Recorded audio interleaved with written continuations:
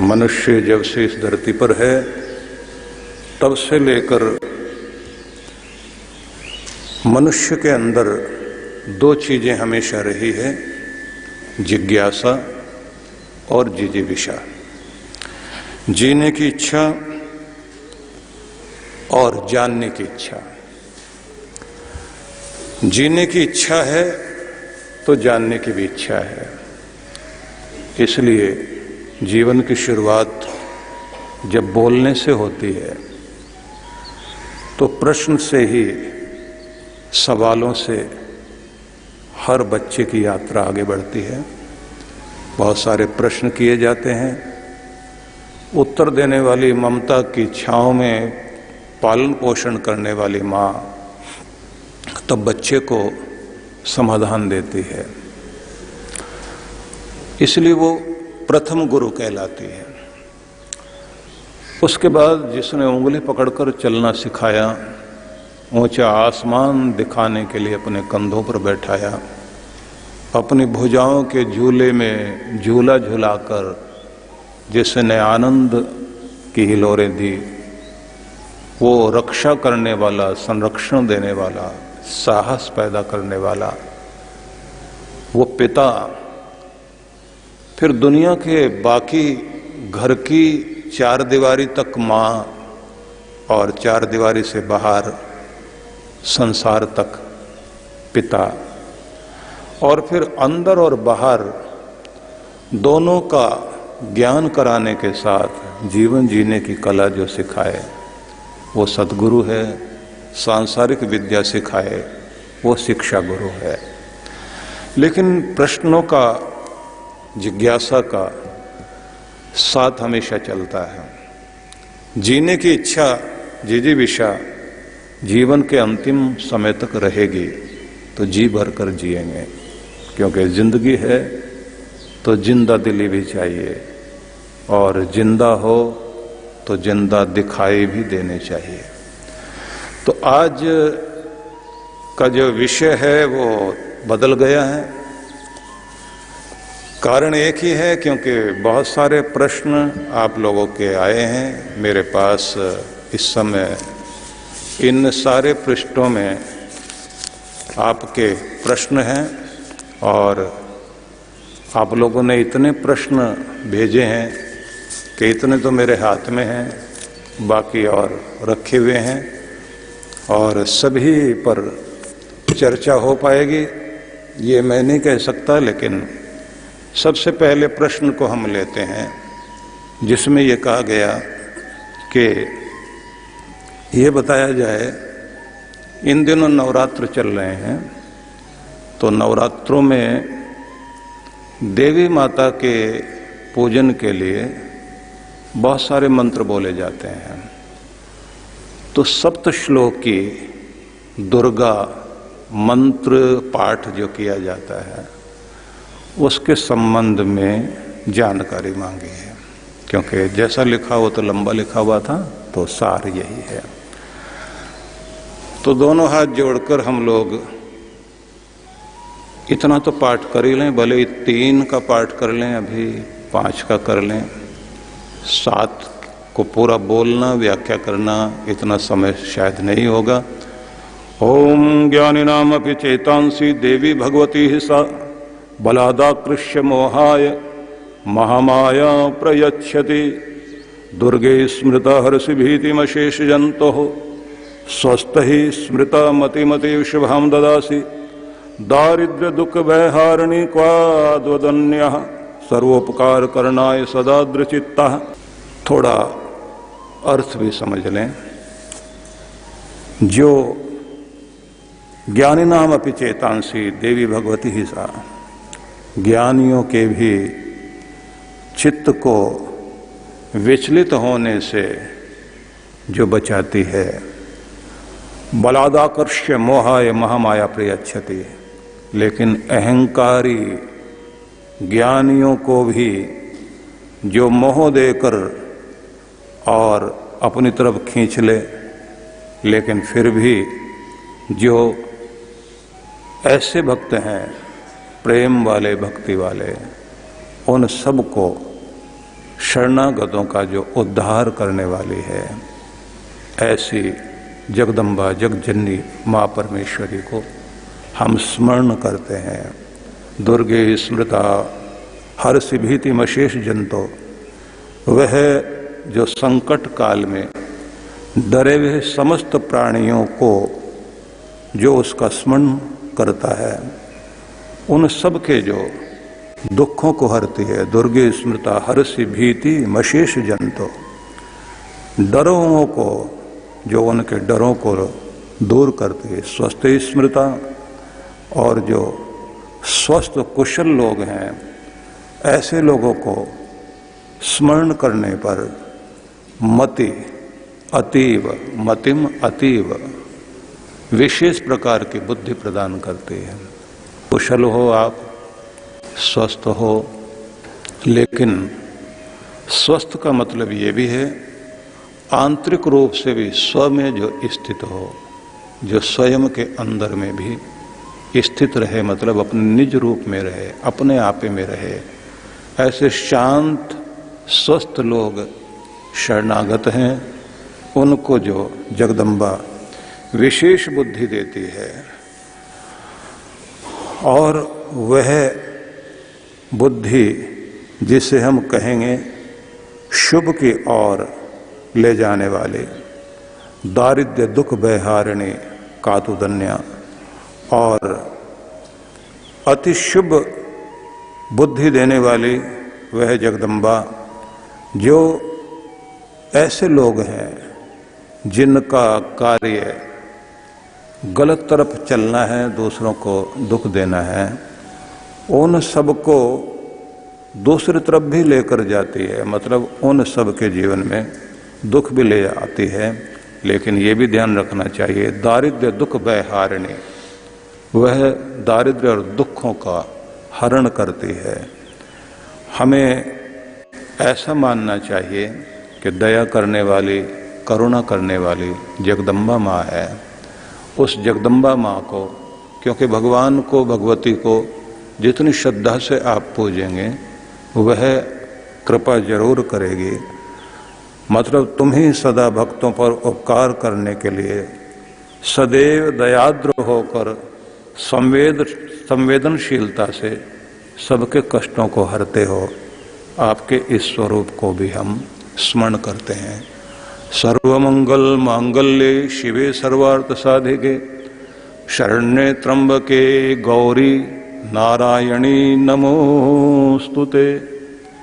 सर्व मंगल मांगल्य, सभी मंगलों का मंगल करने वाली, शिवे जो कल्याण स्वरूप है, सर्वार्थ साधिके, समस्त कामनाओं को पूर्ण करने वाली, शरण्य त्र्यंबके गौरी, जो शरण करने, ग्रहण करने के योग्य है, त्र्यंबके त्रिकाल दर्शिनी है, त्रिनेत्र धारिणी है। तो दूसरा अर्थ ये भी कहा जाएगा त्रिकाल दर्शिनी, ऐसी जो गौरी भी है, नारायणी भी है, ऐसी जगदम्बा माँ को प्रणाम करते हैं। शरणागत दीनार्थ परित्राण परायणे, सर्वस्यार्ति हरे देवी नारायणी नमोस्तुते। शरणागत, दीनार्थ, जो शरणागत हैं, शरण में आए हुए हैं, दीन हैं, असहाय हैं, ऐसे दुखियों की, परित्राण परायणे, जो भी शरण में आए उन सब का त्राण करे। सर्वस्यार्ति हरे देवी, सभी की पीड़ाओं का हरण करने वाली जगदम्बा माँ, हम आपको नमन करते हैं। सर्वस्व स्वरूपे सर्वेशे सर्वशक्ति समन्वते, दैव्यस्त्राहि नो देवी दुर्गे देवी नमोस्तुते।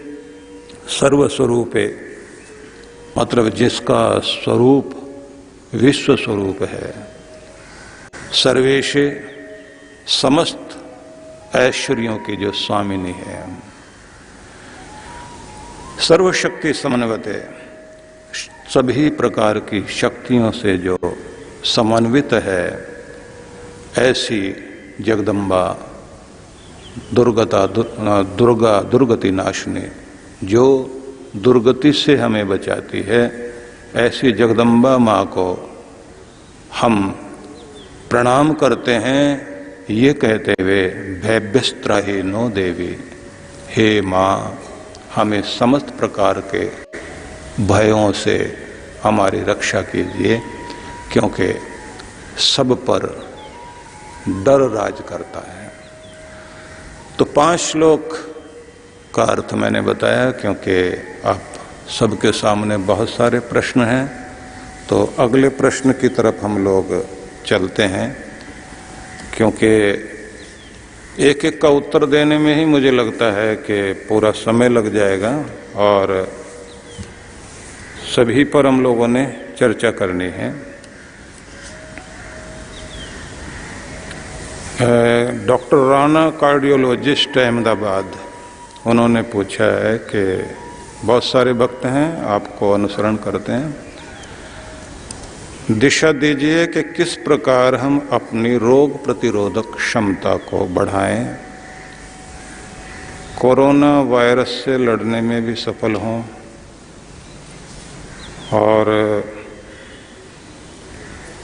और भी कुछ लोगों ने इसी तरह के सवाल किए कि हम अपनी प्रतिरोधक क्षमता को किस तरह से बढ़ाएं और क्या कोई घरेलू उपचार भी हैं। तो सबसे पहले तो मैं आपको ये कहूँगा, एक दिन में किसी की भी प्रतिरोधक क्षमता बढ़ने वाली नहीं है। बचाव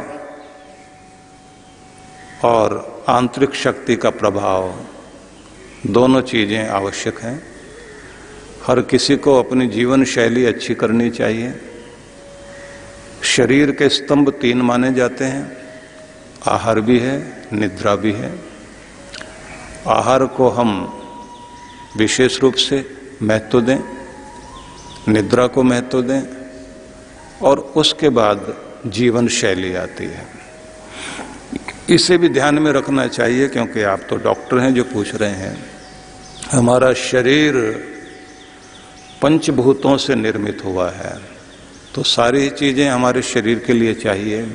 मतलब धूप भी चाहिए, पांव जमीन पर भी लगने चाहिए, हवा भी हम लोगों को चाहिए, जल भी चाहिए, और आकाश के तारों को भी देखने की आदत होनी चाहिए।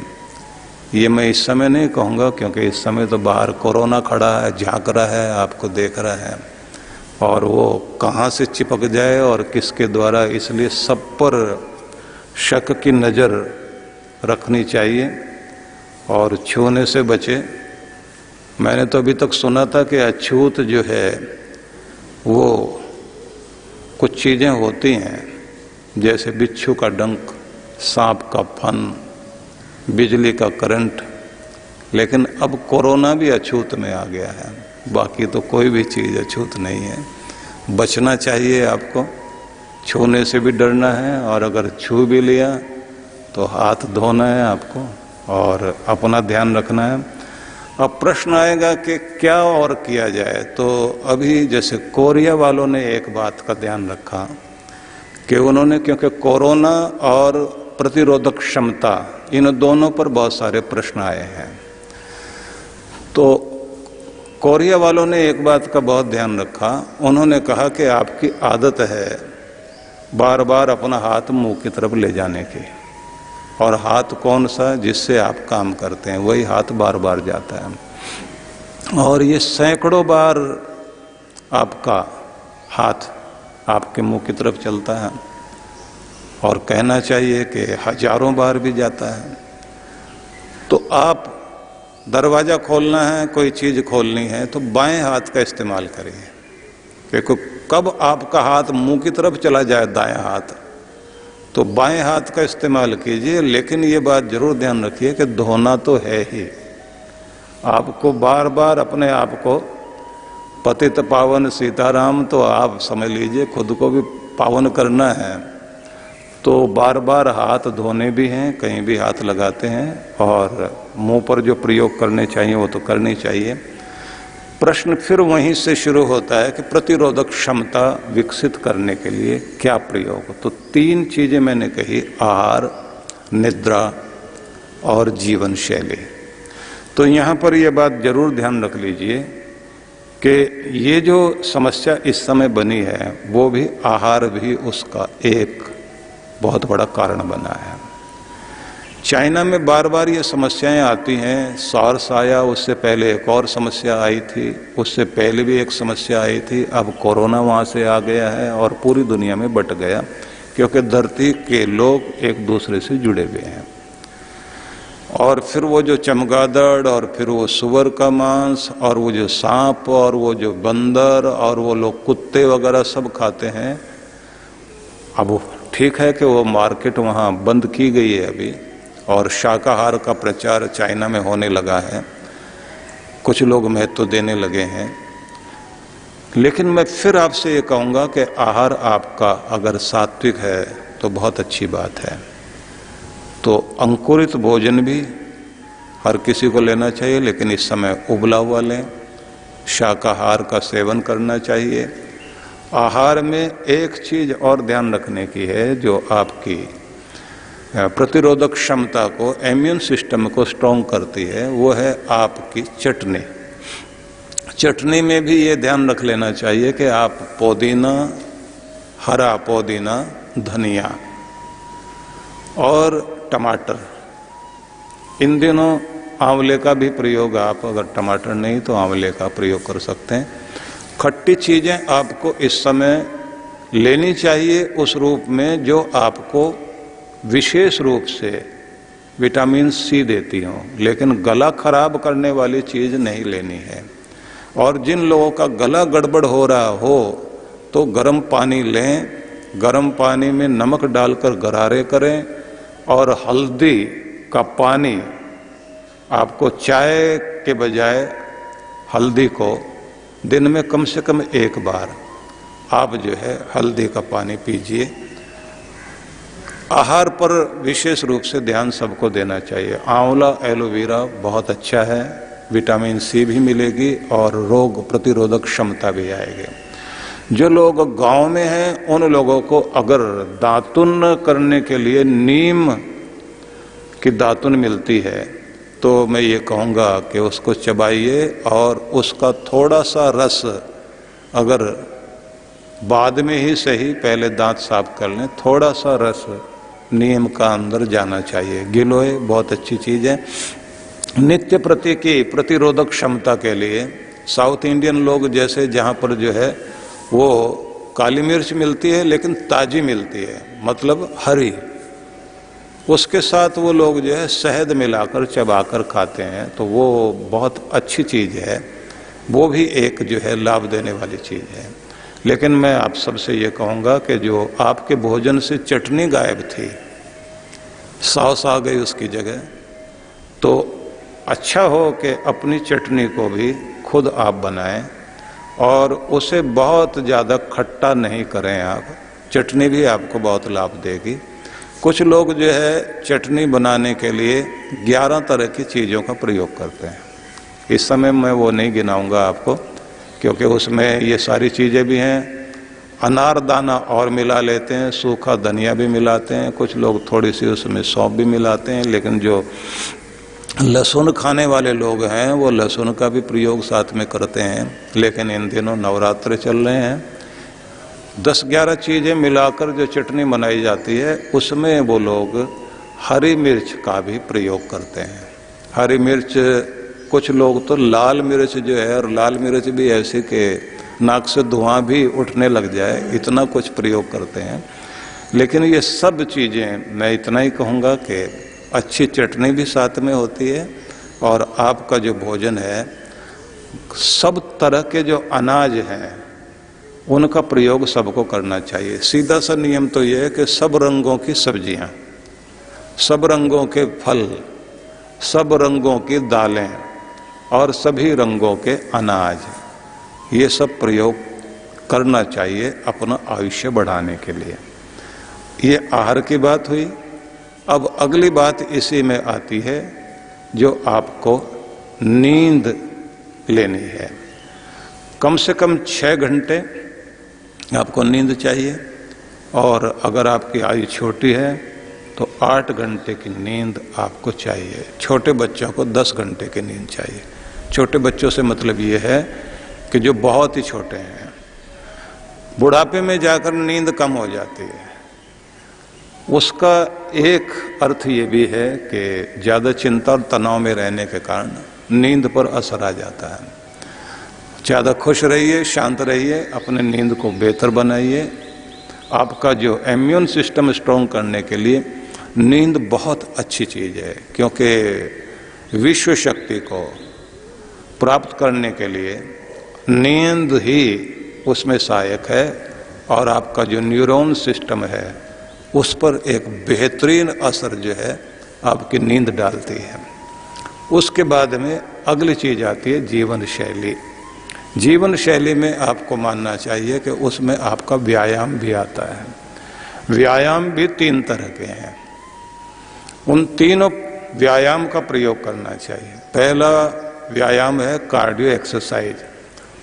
उसमें आप दौड़ भी लगा सकते हैं, जॉगिंग कर सकते हैं, तेज चल सकते हैं, जैसी आयु आपकी और जैसी स्थिति आपकी, जिससे रक्त संचार शरीर में अच्छा हो और हार्ट को लाभ मिले।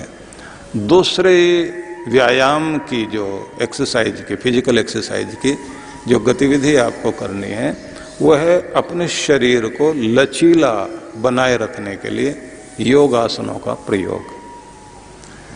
जितना आप जीवन के आखिर तक लचीले बने रहेंगे, फ्लेक्सिबल बने रहेंगे, उतने आयुष्य आपका आयुष्य जो है, आपकी उम्र जो है वो अच्छी रहेगी और क्वालिटी वाली लाइफ जी सकेंगे। व्यायाम में एक तीसरी चीज आती है प्राणायाम। प्राणायाम में आपको 3 प्राणायाम तो मुख्य रूप से करने ही चाहिए। अनुलोम विलोम प्राणायाम, और उसी के साथ में कपालभाति, और तीसरे नंबर पर आप जो है भस्त्रिका करें। उसी के साथ में अगर आप जो है कोई भी यदि हो सके तो उज्जाई प्राणायाम को भी कर सकता है, और कुछ लोग अगर अभ्यास कर लें अग्निसार प्राणायाम का तो वो भी बहुत अच्छा है। लेकिन अग्निसार प्राणायाम वो लोग ना करें जिनके पेट का ऑपरेशन हुआ है या जिनको कोई पेट संबंधी कोई समस्या है, तो वो लोग ना करें। बाकी लोग इसका प्रयोग कर सकते हैं। उज्जाई प्राणायाम भी अगर आप करना चाहते हैं तो वो 3 बार से लेकर 5 बार ही उसे करके रोक लेना चाहिए। भ्रामरी प्राणायाम जो है वो आपको बहुत लाभ देता है। इसका लाभ आपके जो है वो मस्तिष्क तक, रीढ़ में वाइब्रेशन भी आएगी और आपको ध्यान लगाने में भी सुविधा होगी। तो कुल मिलाकर मैं अगर कहूँ तो जीवन शैली पर भी ध्यान दिया जाना चाहिए और अपने खान पान पर ध्यान दें। तो इस सब पर आप ध्यान देंगे तो बहुत अच्छा रहेगा। एक सज्जन हैं जिनका नाम है संयम, ये अमरोहे के हैं। इन्होंने पूछा कि मैं ये पूछना चाहता हूँ, देव ऋण, ऋषि ऋण, पितृ ऋण की बात शास्त्रों में कही गई है। पितृ ऋण की पूर्ति विवाह के पश्चात संतान उत्पत्ति होती है तो उससे माना जाता है कि वो पूर्ण हो गई। और यदि कोई अविवाहित रहकर अपने जॉब आदि करते हुए आध्यात्मिक जीवन जिए तो क्या वह इस ऋण की पूर्ति कर पाएगा? अविवाहित संतों पर क्या यह ऋण रह जाता है? तो बड़ा अद्भुत प्रश्न है उनका। तो सार में हम इतना समझ लें, क्योंकि बहुत सारे सवाल हैं, छोटा छोटा उत्तर मैं दूंगा, क्योंकि जो इससे पहले वाला जो 2 प्रश्न थे वो थोड़े लंबे उनका उत्तर दिया। हालांकि उसमें से भी मैंने थोड़ा बीच में से छोड़ दिया था, क्योंकि 5 श्लोक आपको सुनाए, 7 नहीं सुनाए थे। तो मातृ ऋण, पितृ ऋण, ये सभी ऋणों की पूर्ति आप माता और पिता की उससे ऋण होने के लिए तो एक ही बात है कि आप अपनी संतान को अपने से भी योग्य बनाएं। अविवाहित जो लोग हैं, जैसे कोई संत हैं या समाज सेवा में लगे हुए हैं, तो उनको अपने पीछे अपने से भी योग्यतम अनुयायी छोड़ने चाहिए। शिष्य भी पुत्र की तरह ही होता है। अगर वो, क्योंकि रामकृष्ण को अगर उनके सारे ऋणों को चुकाने के लिए कोई आगे थे तो विवेकानंद थे, योग्य गुरु और योग्य शिष्य। चाणक्य को चंद्रगुप्त मिले तो ऐसा समझ लीजिए कि उन्होंने कर्जा चुकाया। गुरु विरजानंद के शिष्य थे स्वामी दयानंद, तो उन्होंने विदाई देते समय अपने शिष्य से ये कहा था कि तुम मिलने के लिए आओगे, लेकिन तब आना जब तुम्हारी कीर्ति मेरे कानों पर सुनाई देने लग जाए, तब मिलने आना। तो स्वामी दयानंद जब मेरठ में गए तो गुरु विरजानंद का संदेश आया कि पुत्र तुम्हारी कीर्ति मेरे कानों तक पहुंच रही है, अब मिलने आना। आप जरा सोच कर देखिए कि गुरु का भी अपने शिष्यों के साथ, जैसे किसी पिता का किसी माँ का हृदय अपने बच्चों के साथ जुड़ा रहता है, तो गुरु का भी अपने शिष्यों के साथ इसी तरह से रिश्ता जुड़ा रहता है।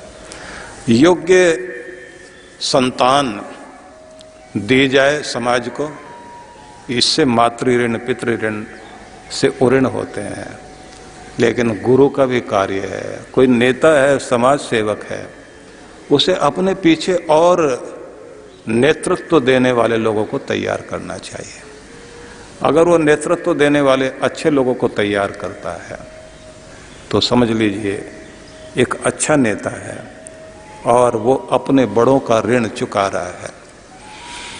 इसी रूप में मैं ये भी कहना चाहूँगा, क्योंकि संयम ने ये पूछा है कि अविवाहित रहकर जॉब आदि करते हुए कोई अगर आध्यात्मिक जीवन जीता है तो अपने ऋण से उऋण होने के लिए वो क्या करेगा। तो बस अगर अविवाहित रह रहे हैं, जॉब भी कर रहे हैं, आध्यात्मिक जीवन भी जी रहे हैं, तो आध्यात्मिक जीवन के दो पक्ष हैं, एक साधना है, दूसरा पक्ष जो है सेवा का है। बस वो सेवा वाला जो है पक्ष हमें जरूर पूरा करना चाहिए। मैं यहाँ एक उदाहरण देना चाहता हूँ। रामप्रसाद बिस्मिल भारत देश की आज़ादी के लिए लड़ते लड़ते शहीद हुए। फांसी अंग्रेजों ने दी उनको।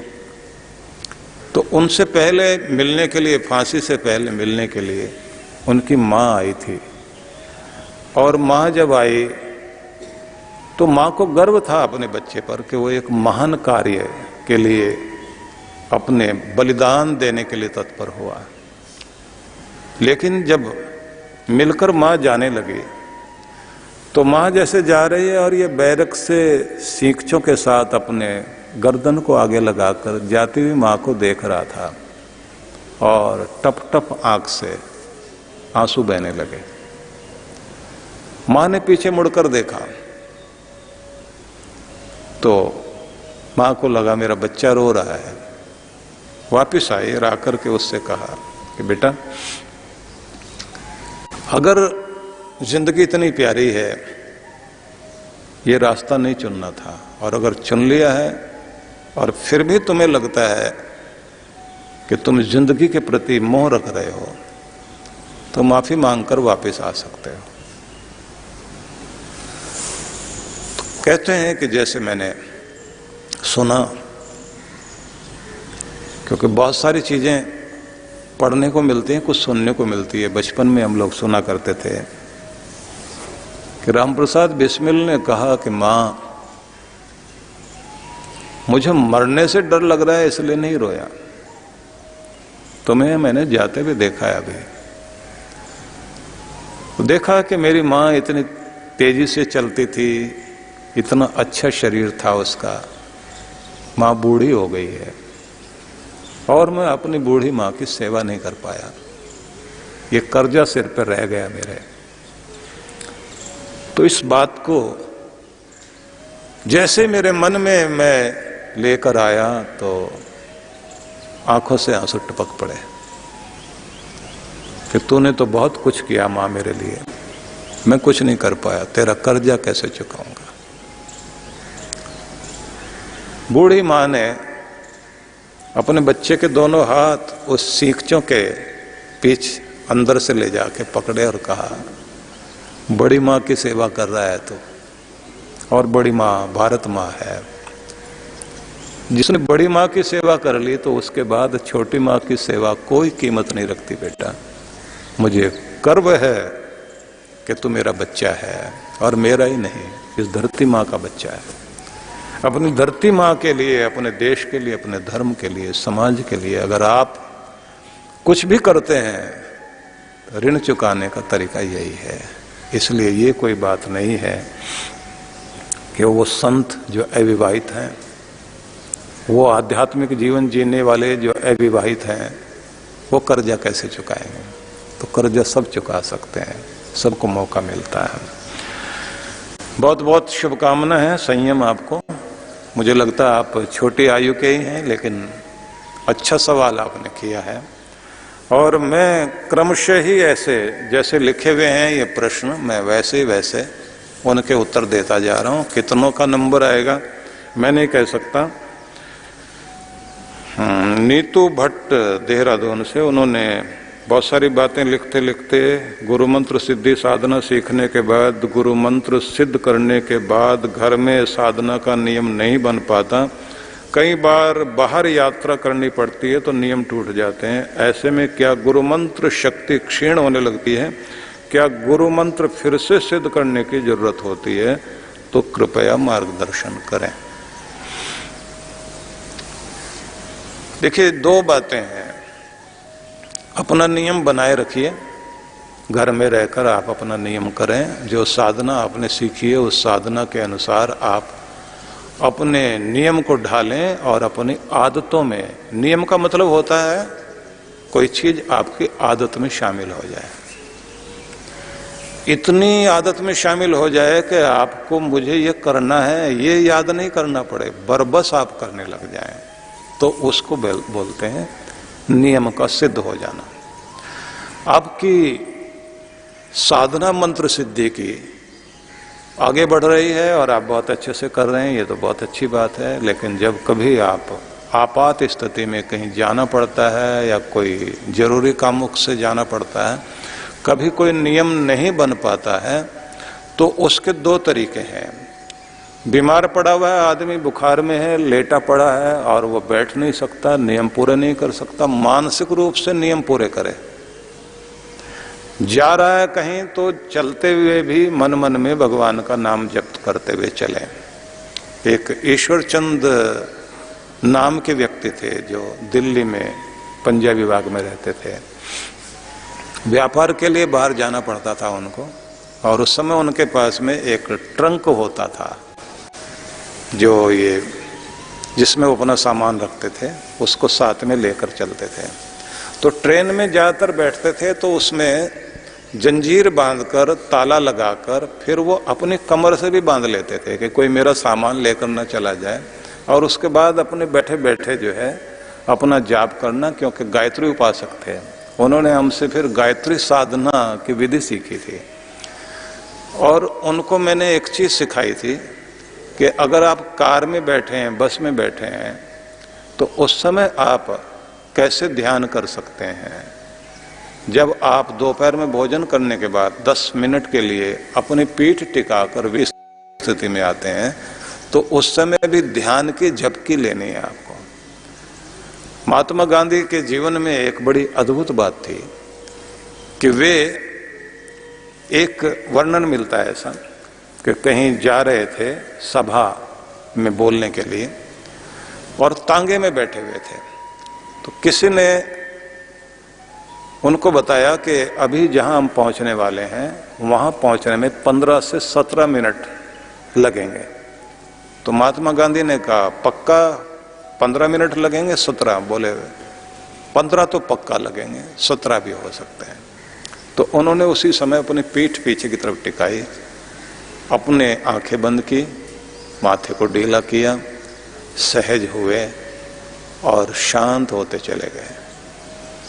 जो बराबर में बैठा हुआ था व्यक्ति वो उनकी तरफ देखता रहा, बोला कुछ भी नहीं। जैसे 14 मिनट होने वाले थे गांधी जी ने आंखें खोली। बराबर बैठे हुए बराबर वाले व्यक्ति ने प्रश्न किया, रात में नींद लगता पूरी नहीं हुई आपकी? बोले नींद तो बहुत अच्छे से पूरी हुई। बोले फिर ये इस समय?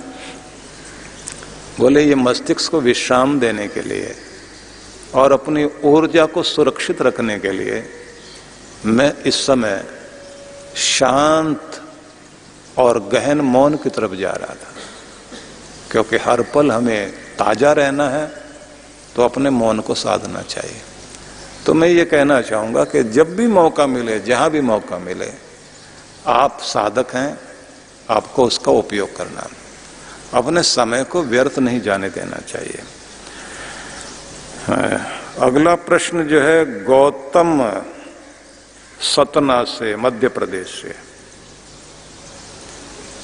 इन्होंने पूछा है कि मैं स्टूडेंट हूं और मैं ये जानना चाहता हूं कि पढ़ाई या किसी अन्य काम पर कैसे फोकस करना चाहिए। सतना मध्य प्रदेश का अच्छा शहर है, सीमेंट वहाँ की बहुत प्रसिद्ध है। रीवा तक मैं गया हूँ जब मैं भारत भ्रमण पर था। रीवा की बहुत प्यारी नदी मैंने देखी है जो पूरा पत्थर पत्थर दिखाई देता है, नीचे से पानी होकर बहता है। मैं वहाँ जाकर बैठा करता था। सतना तक मैं नहीं जा पाया, मुझे पूरे देश का भ्रमण उत्तर से पूर्व और पश्चिम दक्षिण सब जगह मैं गया हूँ। वहाँ की स्मृति मेरे मन में बहुत अच्छी है। तो गौतम, मैं आपको ये बताना चाहता हूँ कि आप जो कहते हैं कि पढ़ाई पर या अन्य काम पर कैसे फोकस करें, बहुत अच्छी बात आपने पूछी है। तो इसके लिए मैं ये कहूँगा कि एकाग्रता साधने सीखनी चाहिए। जिन लोगों की एकाग्रता जबरदस्त होती है वो दुनिया में बहुत बड़े काम करते हैं। बिल्कुल उसी तरह से ये जैसे सूरज की किरणें चारों तरफ फैली हुई हैं पर वो आपको नहीं जलाती, लेकिन जैसे आप मैग्नीफाइंग ग्लास से किसी भी ऐसे जो जैसे ये चश्मा है, इस लेंस को आप सूरज की तरफ करें, नीचे कागज को रखकर और उसका फोकस सेट कर दें, तो पहले वो कागज काला होगा, फिर धीरे धीरे उसके अंदर से छेद होने के साथ साथ आग जलनी शुरू हो जाएगी, क्योंकि किरणें केंद्रित हो गई। आपकी ऊर्जा अगर एक जगह केंद्रित हो गई तो चमत्कार करोगे आप। दुनिया के सबसे बेहतरीन लोगों के पास अगर कोई चमत्कारी चीज थी तो उनकी एकाग्रता ही चमत्कारी चीज थी। ध्यान की तरफ जाने वाले लोगों के लिए एक शब्द आता है धारणा, प्रत्याहार, धारणा, फिर ध्यान। धारणा में एकाग्रता ही है। तो ठीक इसी तरह से मैं आपसे कहूंगा एकाग्रता साधना सीखिए। प्रश्न ये आएगा कि जैसे किसी को कहा जाए कि मुझे खांसी है तो इसका इलाज बताइए, तो दूसरा आदमी कह दे खांसना छोड़ दीजिए, तो ये तो कोई इलाज नहीं है। मैं भी आपसे कहूं कि एकाग्रता साधना सीख जाइए, तो इतने से तो बात नहीं बनेगी। या कोई आदमी कहे साहब मुझे खुजली बहुत है तो आप इलाज बताइए, बोले खुजाया मत करो, वो तो बरबस अपने आप हाथ वहां जाएगा, क्योंकि वो कहते ना कि या तो मजा राज में या खाज में। तो ऐसे लोगों को जो है हाथ अपने आप वहां जाता है। अब आप लोग सोचेंगे कि फिर एकाग्रता की महिमा तो बहुत अच्छी बताई गई, सधे कैसे? तो कोई बहुत बड़ी विद्या इस्तेमाल करने की आवश्यकता नहीं। एकाग्रता तो सबकी होती है। लेकिन वहीं होती है जहां आपकी रुचि होती है। जिस चीज को आप पसंद करते हैं बार बार ध्यान वहीं जाएगा ना आपका।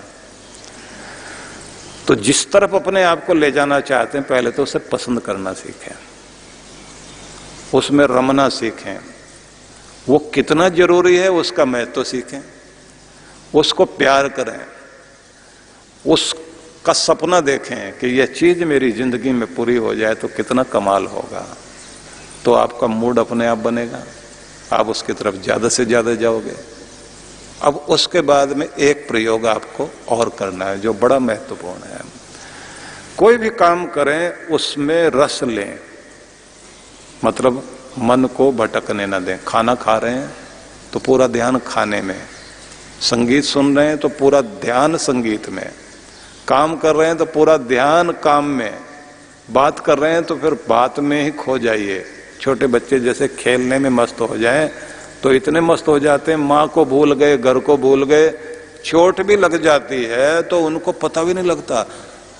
तब ध्यान जाता है जब खून बह रहा हो और कोई कह दे तुम्हें तो चोट लगी और खून भी बह रहा है, तो उसके बाद वो बहते खून को देख के तब रोना शुरू करते हैं, वो भी इसलिए कि अब माँ मारेगी। तो एकाग्रता में जो है इतने खो जाते हैं कि दर्द भी भूल जाते हैं। बच्चों में एकाग्रता अद्भुत होती है, जिस काम में लग गए उसी में खो गए। बस आपको जिस भी काम को करना है उसमें खो जाना सीखना है, मतलब इसकी प्रैक्टिस करनी है।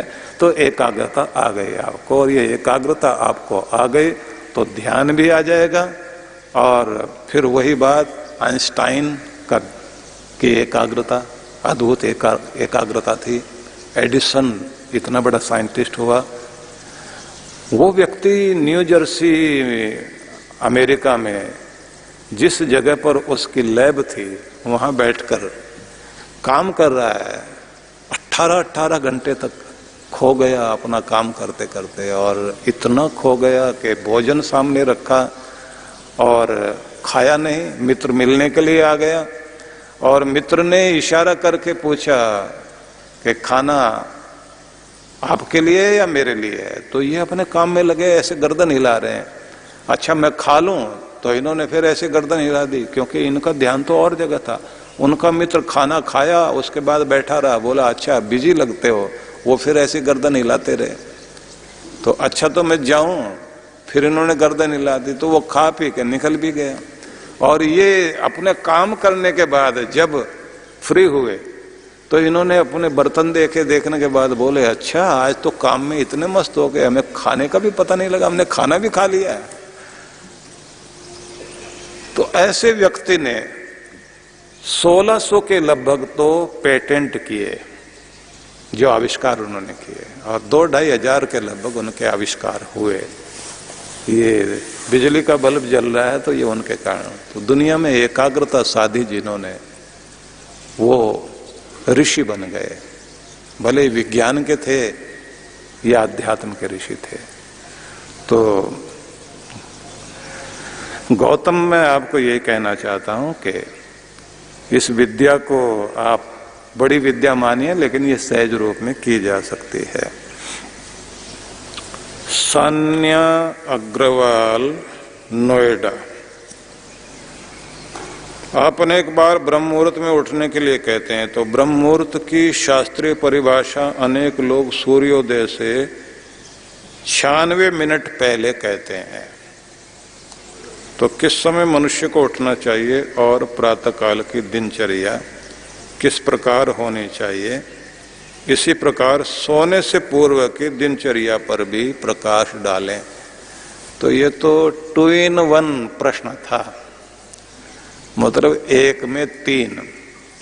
तो कभी कभी ऐसा भी होता है कि वो जब अंग्रेजों का राज था ना, तो अंग्रेजों के राज में एक अंग्रेज ने किसान को पीट दिया, और वो किसान जो था वो उस समय अपने खेत में काम कर रहा था। और खेत में काम करने के लिए जब ये लोग अपना घास और वहाँ का जो कांटे वाटे हटाते हैं, तो उनके पास एक ऐसा औजार होता है जिसमें जैसे त्रिशूल में तो 3 शूल निकले होते हैं, उनके 2 शूल निकले हुए होते हैं ऐसे लंबे से, उसी से वो घास उठा के डालते हैं। तो उसी से उसने जो है गुस्से में आके अंग्रेज को पीट दिया। अंग्रेज जो था उसने मुकदमा दायर कर दिया। तो उसके बाद उससे पूछा गया कि उस किसान ने तुम्हें मारा, पुलिस उसको पकड़कर लेकर आई, तो ये बताइए कि उसने किस हथियार से मारा। अंग्रेज ने कहा हमको नहीं पता कि वो 1 मारता था, हमको 2 लगता था। मतलब ऐसा हथियार था उसके पास, वो 1 हथियार से मारता था और हमको 2 बार चोट लगती थी। तो इन्होंने ऐसा प्रश्न किया है, 1 में 3 लगते हैं।